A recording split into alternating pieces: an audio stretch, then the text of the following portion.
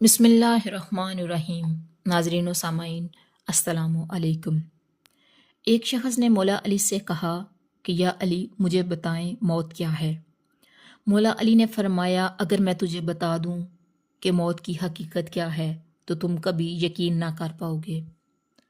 اس شخص نے کہا کہ آپ بتائیں، میں ضرور یقین کروں گا۔ مولا علی نے فرمایا، سنو، موت زندگی ہے۔ یہ بات سن کر وہ شخص خاموش ہو گیا۔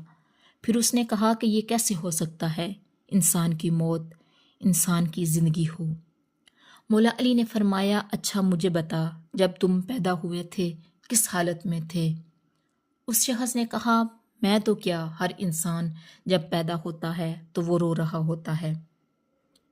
مولا علی نے فرمایا، وہ رو اس لیے رہا ہوتا ہے کیونکہ جب وہ اپنی ماں کے پیٹ میں ہوتا ہے اس کو لگتا ہے کہ وہی اس کی زندگی ہے، اور جب وہ دنیا میں آتا ہے تو اسے لگتا ہے جیسے اس کی موت ہونے لگی ہے، اس لیے وہ روتا ہے۔